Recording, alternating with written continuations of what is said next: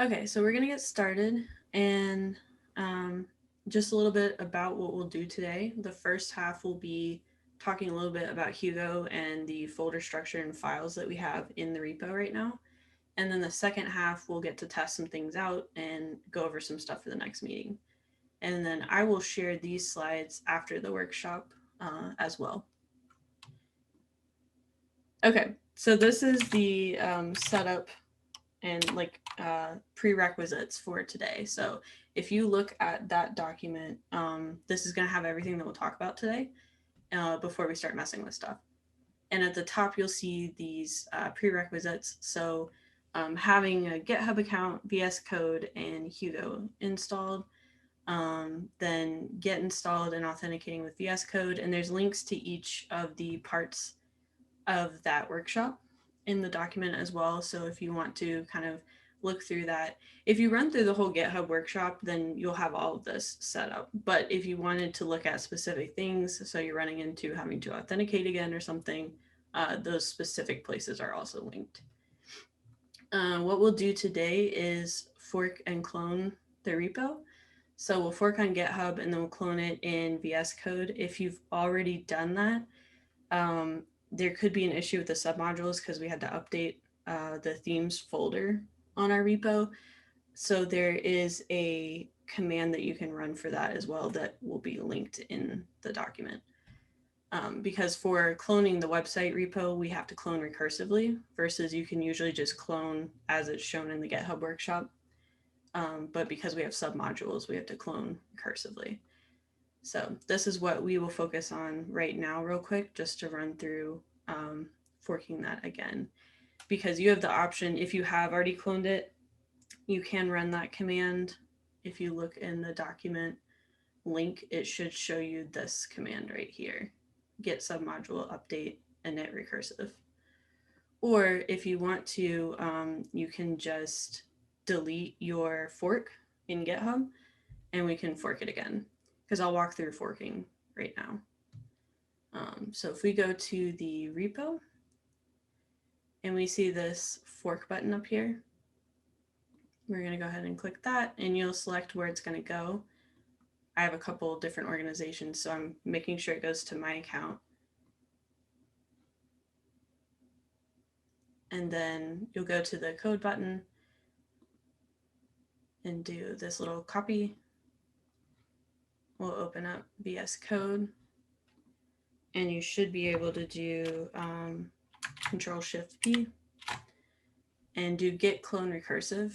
If it's only showing you git clone and not recursive, you can type in clone and it should give you that option. And so you'll click that and then clone from GitHub and paste that link in here and then hit enter. And we'll select where you want to save it. And then once it downloads it, it will say, do you want to open it? We'll hit open. And then you should see all of the files here. And so if you don't want to fork it again, like I said, you can run this command in here. Just open a terminal, do terminal, new terminal, and you can run that command in here, and then it should be fine. And if you guys can give me a thumbs up or something to let me know if everybody's good.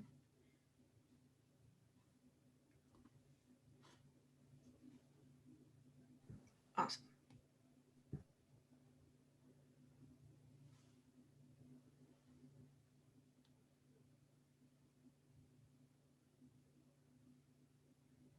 Okay, cool. So now we have forked and cloned and we have opened it. So you should see all the files in there. So now we're going to kind of go over what we see here, just so we understand kind of like the folder structure and how things work. So Hugo, just generally, it's an open source static site generator. And you can see this link will show you their website and kind of more about them. And a static site generator is basically a tool that will generate static sites in a specific format.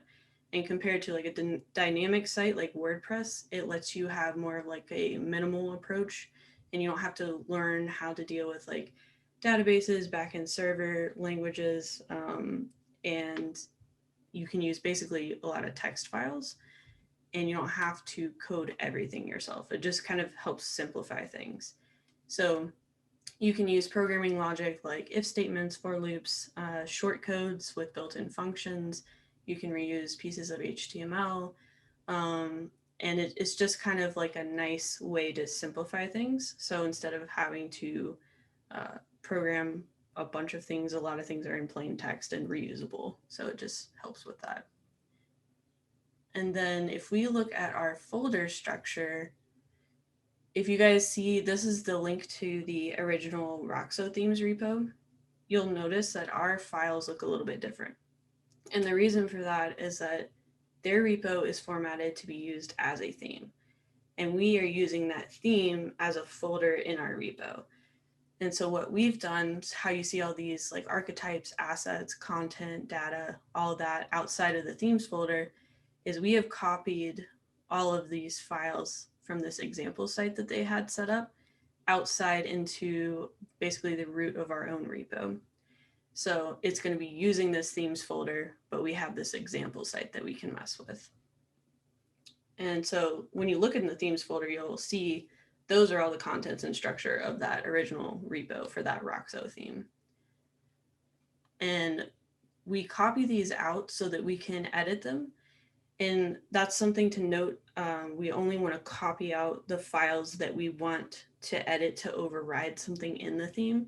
Otherwise, we want to leave those files in the theme, because the theme is kind of there for things to just work as they're shown in the theme. But if there's specific things that we want to override, that's when we copy them out and we put them directly in our repo. And we need to make sure they have the same path so that they will override. So for example, if you look at layouts, we have index.html, and that will override, let me close that, the layouts index.html in the themes folder. But anything that we don't copy out to override will just be used as it is in this themes folder. And we just never want to modify the themes folder directly, because that's a good way to break things. And then something else you might notice is we have this config file. And that is what instructs Hugo on how we want things configured. And it'll say what theme we're using as well, if you see this up here. And then we have a few Git files as well.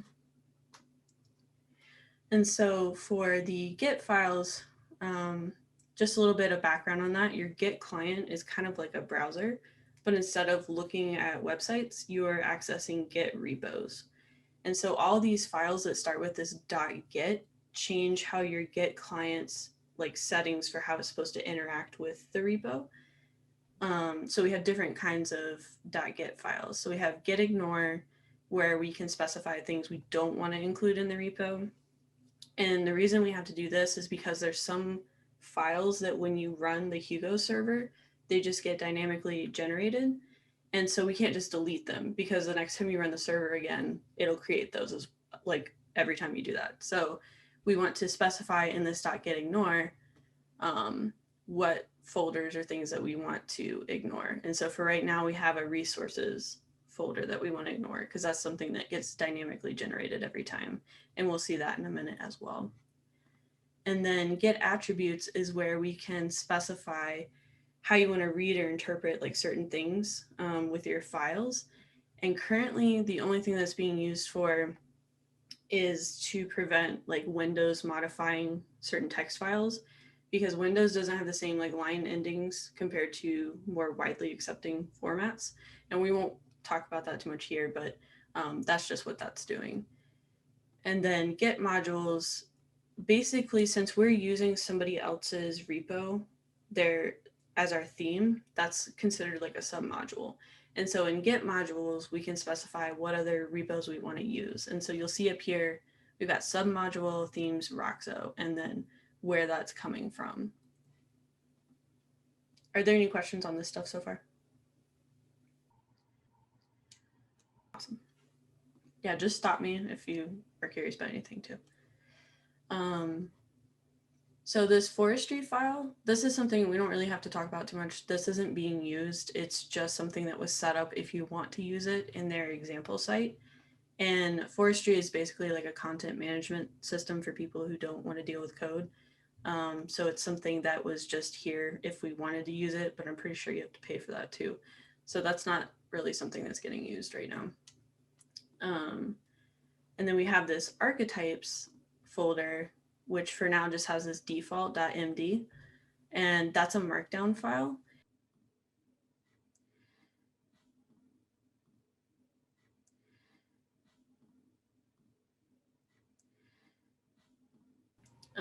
And currently we just have that default one.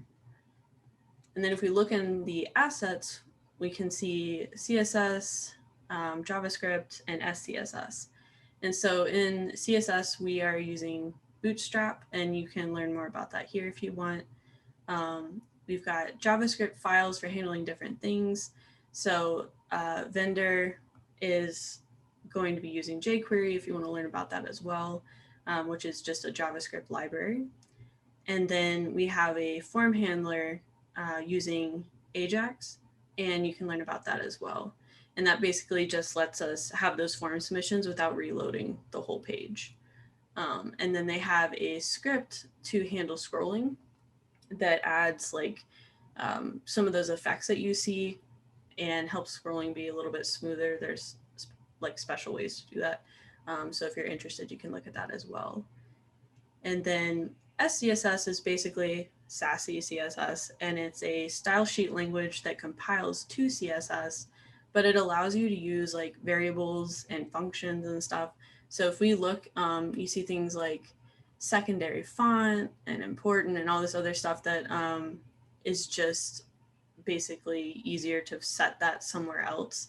So these are variables that, like we said, on the site, we want our primary font color to be this and secondary font color to be this. So you could just reuse these, and it just helps simplify that stuff. And you can learn more about those as well with those links. And then we have our content folder. This is where we have our different categories of pages. And these will be markdown files. And markdown is basically an easier format than just everything being in HTML, because if we look at this, it's more readable and it's a little bit easier to use. And so here's a cheat sheet as well for syntax on that if you want to look. And basically any page that you have, you can have its own like markdown thing, but it will have what you specify as like the template stuff in it too.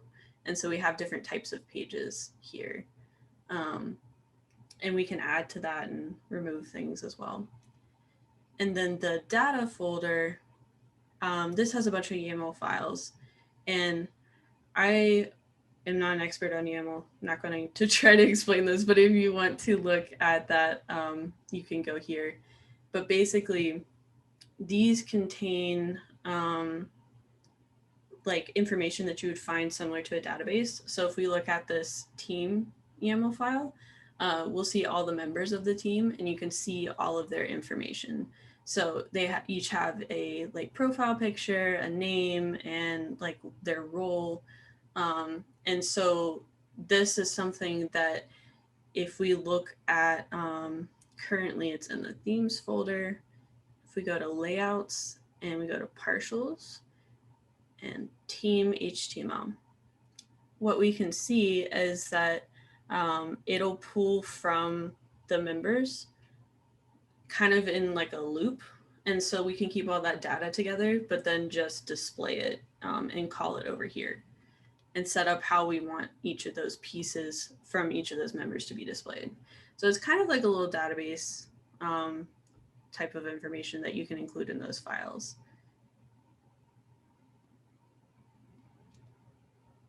And then layouts, you guys kind of saw that a little bit, but that is used to have all of our like HTML pages. So it's like the structure for different kinds of web pages.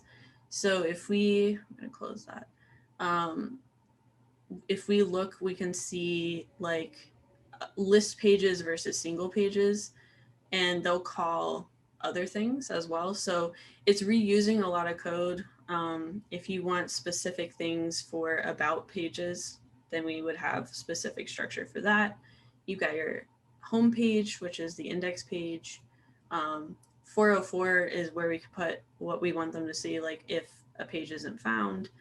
And the partials is like where we can put pieces of code that we want to get reused in other pages. So like the footer, we have all this stuff for all the different like things that you can click on in the footer that will get reused in other pages. So for example, like the home page should have, well, they don't have a footer in here.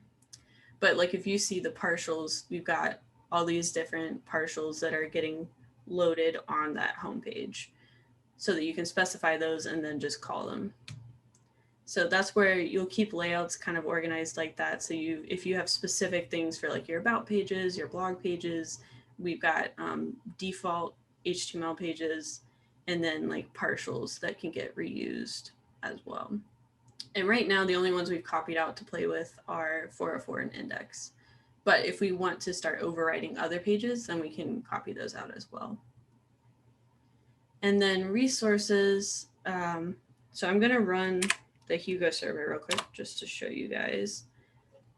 This resource folder popped up and it's grayed out. You can see that these are a little bit gray compared to everything else as well. And that's because in that Git Ignore, we said ignore that resources folder. But that's what's getting generated every time. And we just don't need to commit these to the repo because they're not important. So that will get grayed out essentially every time you run the server. And then we've got the static folder, which has our image files, and those are organized by categories. And the static folder in the themes is also has like CSS and font awesome stuff. And if you want to check out some stuff about font awesome, you can see that here as well. And then we already talked a bit about the config file. The note here is that you don't want to make changes in ours unless it's absolutely necessary, because that can also break things pretty quickly. But you can make changes in there. The one that you don't want to make changes in is the config file that's in the themes folder. That's one that we don't want to mess with because our config file will override things if we want it to. We don't have to mess with the themes config file. So that's just good practice, is not to mess with the one that's inside of that. But our config file is also where we can specify routes. So like our menu navigation, where we want a form to submit to, where social media like links will go. And if you want to look at that, you can see kind of all the things that they've set in here. And so the social media links are something that's pretty persistent in the footer. So that's something that would also get specified in here too. And then if you guys want to know more about Hugo and stuff, you can see this guy's video. He actually has a whole tutorial set on Hugo, but this is the one about like directory structure, if you want to check that out. But he's a good resource for that too, if you just are interested in doing some more stuff with Hugo. So that's generally kind of how this is laid out right now.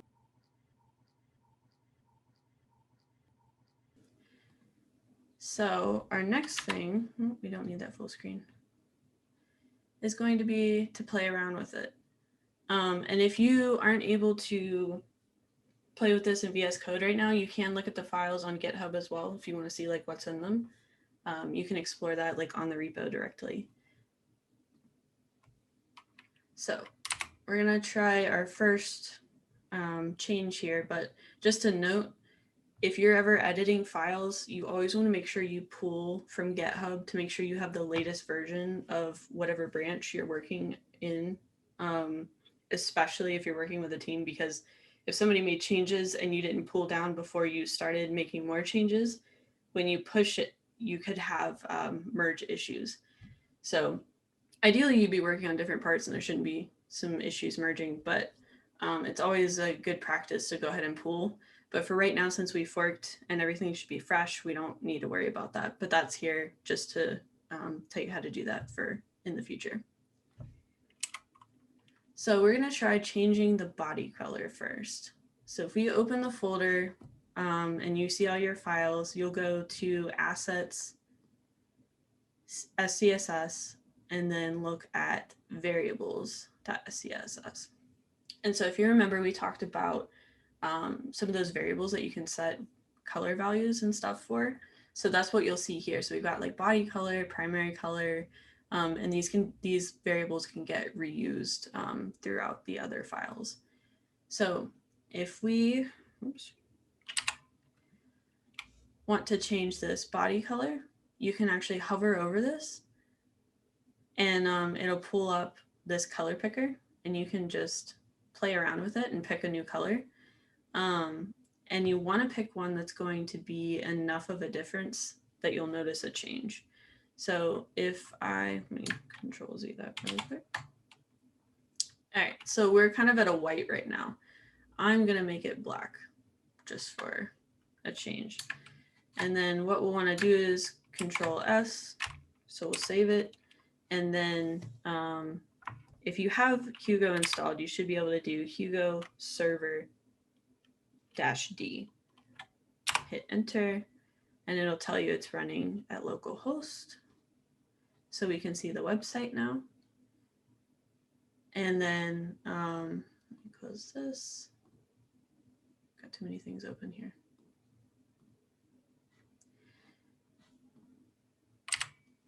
Now, here's your challenge. See if you can find where the change occurred, because it says body color, but what is it the body of? So if we look through the site, we don't see, well, I see this black. Was this black before? I'm not sure. Go to about. So this looks like it's changed.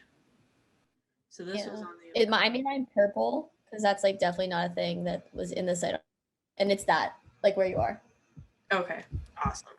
And I think yeah. So it updated in a few places, not the main like homepage, but it definitely changed the background. So this is an important note: is that just because something is labeled body color, that doesn't mean it's like for the entire site. So when you go and test these things out, changing stuff, that'll be a good indicator of where that color is being used and what that's like linked to, so that you can go explore that further if you want to. So that's just kind of a cool note, is that you can explore and see where that changed. So then if we want to change the primary color, we can do the same thing. We're already in this file, and you'll hover over and pick a new color. And then again, like enough of a color difference to notice, and then save and refresh and see where that one happens. So we start out with this like pinkish color. So I'm going to do like a dark blue and save it. Go over here. You guys see where it changed?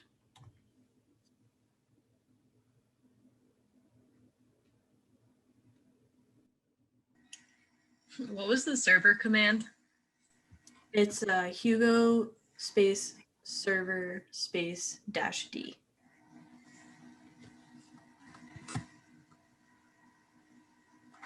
I think the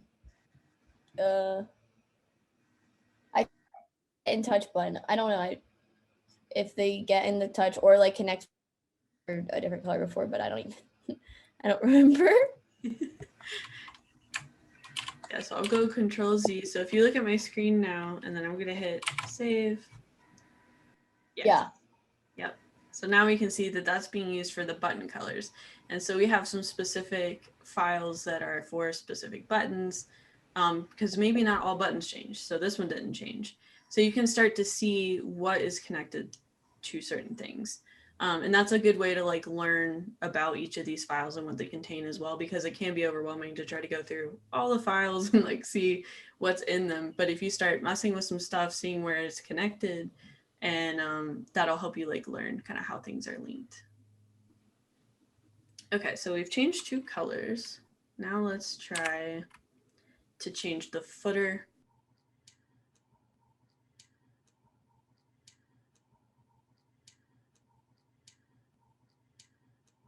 So if we go into the themes folder, this is when it's okay to go ahead and copy out. We'll go to layouts. We can go to partials. Let's see. Did I note that in here? Yeah. So we'll take this footer HTML and we'll right click. We'll say copy. But notice we don't have a partials folder in here yet. So we're going to do new folder inside of layouts and call it partials to make sure that we have the same path. And then we will, as long as you're highlighted over, right click, paste, and then I'll put this footer file in here. And we can see towards the bottom, this part right here. I want to visit again. So if we look at the website and we go down, this is the text that's right here next to this arrow where we can jump back up to the top. So try changing that to anything you want. So we could say, oops.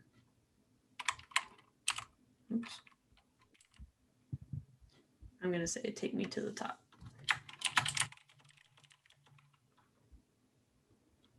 And they have this break in here just for spacing so that it would be a line below it.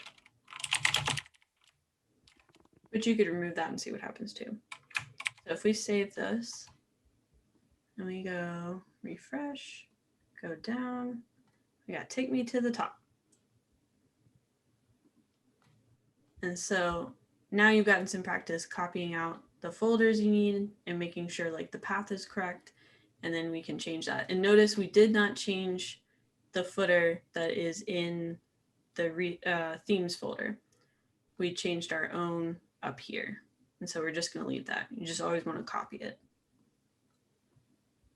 Were you guys able to change that? Yep.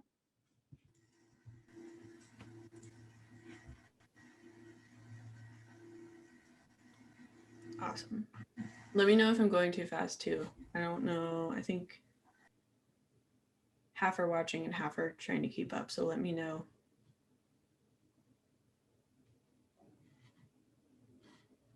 Okay. And then so our next challenge is going to be replace a team member.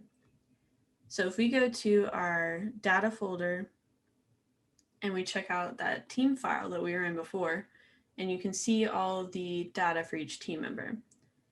So make yourself the new creative director.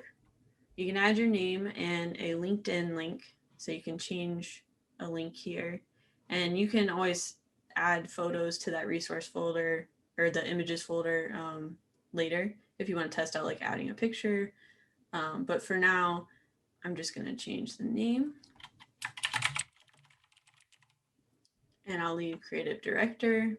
And instead of LinkedIn, I'm just going to make this google.com, for example, and save it. And if we go back and we look at, I believe it's about and our team, this guy has now become my name.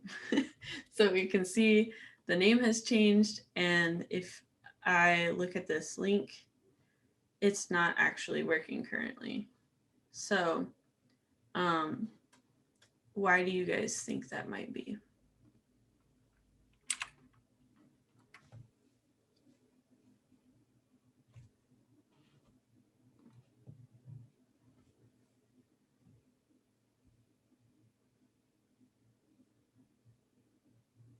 So notice that the icons didn't change. Yeah, it seems like it's just routed right back to the home.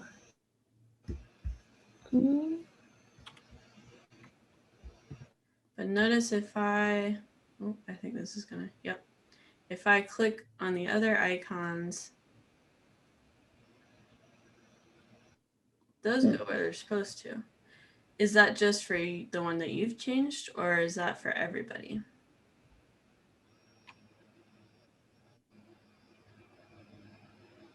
So if I click on her Instagram, it'll still, yep, take me to Instagram. Medium should take me to Medium. But LinkedIn is not working. So just a note as well, the icons won't change because those are being called in the team HTML partial, and those are set in the config file. So how these are labeled and everything is already set for like what logos those will be. So when we're changing the link, that's not going to change the logo in here. We would have to do a few more things for that, but it should be able to change the link.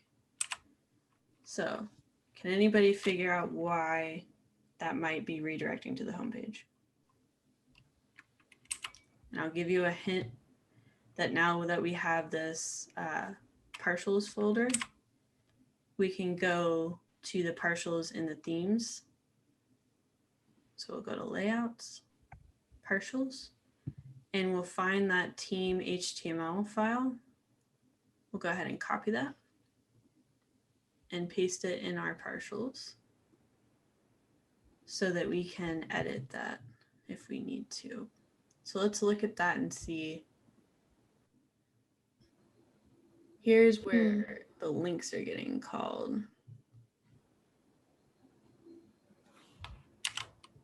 And so if we look at this partial team file versus this team where the data is, what do you notice?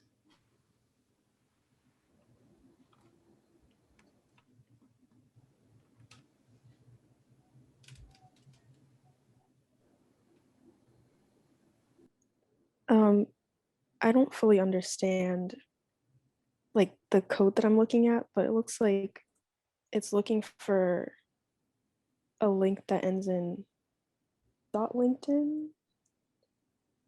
I'm sorry, I'm not sure. That's a good observation that it looks like it's looking for.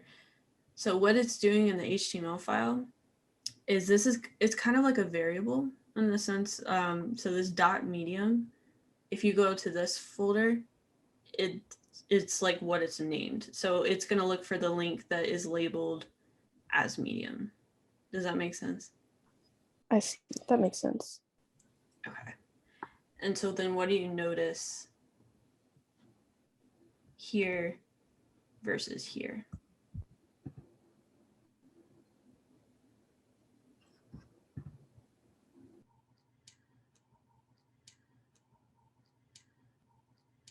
A LinkedIn is it capital based? Yes. So Has LinkedIn is lowercase on the HTML. Perfect. Yep. So small thing, but makes a huge difference. They actually had an error in their code. So we can go in here and we can change this to a capital I. And then now this LinkedIn will match the label.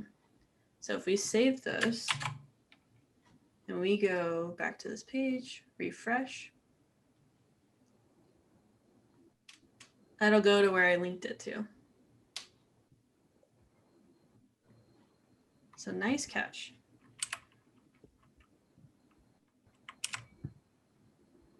So that is how we have spotted an error. And you can see how these are connected so that this is referring to this label over here. So it'll look for whatever you put here. So since I made this Google, it just linked to Google. But that's something that's like important when you're using other people's code, is that just because they have everything set up doesn't mean everything's working or that it's set up correctly. So we may find things like this where links are broken or something, you know, it could be a tiny error that it's misspelled somewhere, or, you know, capitalization can matter. So these are things like if you find them, that's what you can make like pull requests for, or I'm sorry, not pull requests, you can raise an issue about. And so those can be noted and you can fix it and then have a pull request to merge your new fix with the main branch of the repo. So if you weren't here before, we'll be working with branches and you'll be making like changes or working on whichever section you kind of want to mess with on the site. on your own branch. And then when you've made changes that are hopefully like working and nothing's, you know, like having trouble compiling, you can go ahead and push that to GitHub and create a pull request.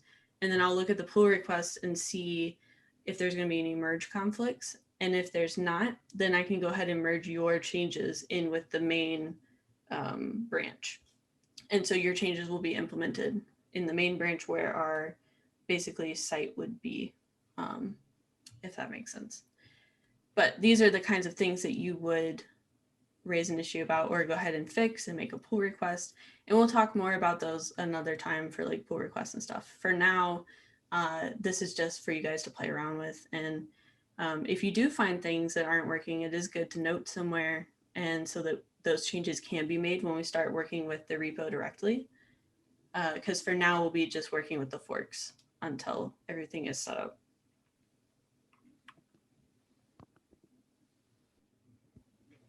So a key, now that we have made these changes and we've fixed something, we're going to want to go ahead and commit and push. So I'm going to do Control-C, stop running the server here. Can go to my source control panel, and you'll see this little 4. That's how many changes we've made so far, or like new files that were added. So this U is saying these haven't been tracked yet because we just added those and we haven't committed them before. So we're going to go to the source control. Since we have multiple, we're just going to go up here, hover over changes, do this plus sign to stage all of those. And we'll come up with a message. So I'll just say change colors and fixed. You can say whatever you want. You just want to be descriptive for what you were doing. And then we'll do Control Enter. So now that's committed, and we can look down here and see we have a little 1 with the arrow upwards. That means we have to push now. So we have one commit that hasn't been pushed. So we'll do Control-Shift-P, and that'll pull up this command palette, and we can hit push. And then make sure you're selecting where you want to push to. And so I'm going to push to main, and that should be the main from your fork, not the main Girls Who Code repo.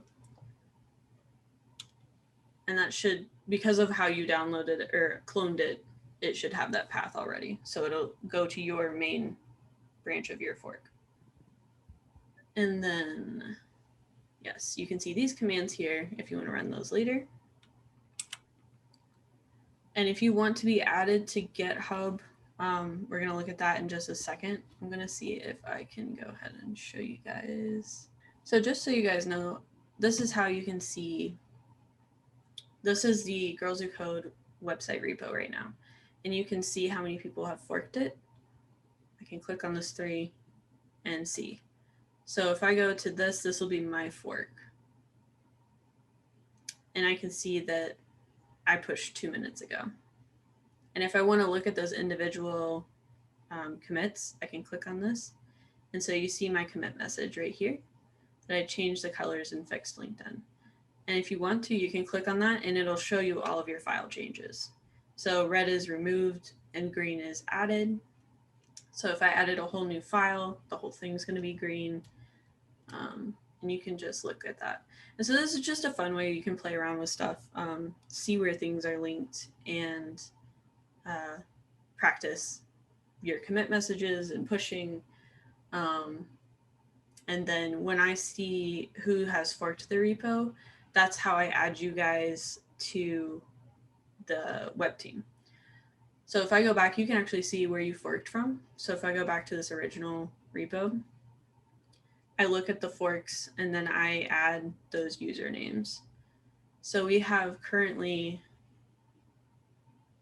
our main web development team. And then that's broken down into admins, contributors, maintenance, observers, and reviewers. So we only have a few people in here right now, but if you're interested in getting added to any of those, we still have this interest form where you can say like what position you want. You could have more than one if you want, and you can change those at any time. You could just let me know like, I don't want to be a contributor anymore, I want to watch, or you could start out as an observer and switch to a contributor. But this link will be in the slides as well, so you can just let me know which position you want. And then for those updates that I mentioned, like if you forked the repo, I've added you based on the positions you mentioned in that form, if you filled that out. And if you just want to watch, you can send me your username, or if you want to put it in the chat here, I can add you to the observer team. But if you want to do like contributing, documenting, reviewing, it'll be important that you go through that GitHub workshop so that we can all be on the same page with how to work with like cloning, forking, pushing, pulling, merging, all that, creating branches. That'll be really important to make sure that we all know how to do. So that's what the GitHub workshop is for. And once you've gone through that workshop, I'll see your username on GitHub, and that's when I can add you to whatever position you wanted. But that's what this form is for, is to tell me those positions. And then if you have been added to the team, I've noted this in Discord, I just want to mention it again, just practice with your fork for now.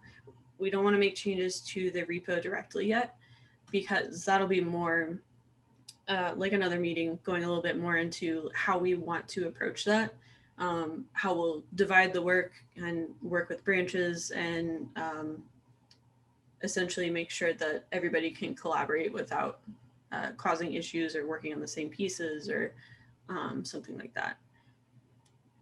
And then, oh, that was something that we are planning to like work on things over the summer. You don't have to, but if you are around or want to work on this over the summer, we will probably still be chipping away at it. We were trying to get everything set up this semester and kind of get our team together, and then we will actually start like working on different pieces of the website this summer, and see how far we can get with that. Since it's a template, we're hoping that maybe by the end of the summer, we should have most of it done, but we'll see. That might flow into the fall as well.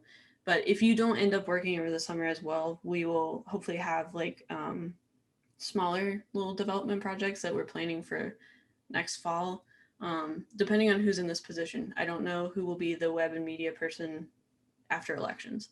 So that was my next note, is that the next meeting for this stuff is to be determined.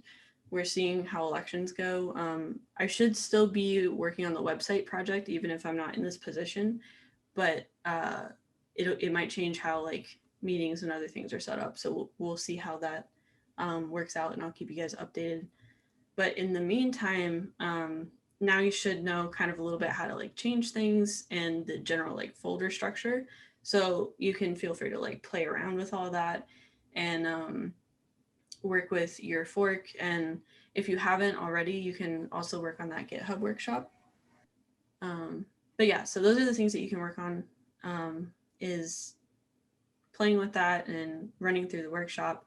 And then you can always come by the code lounge. That should still be happening weekly, or email me if you guys have any questions on stuff.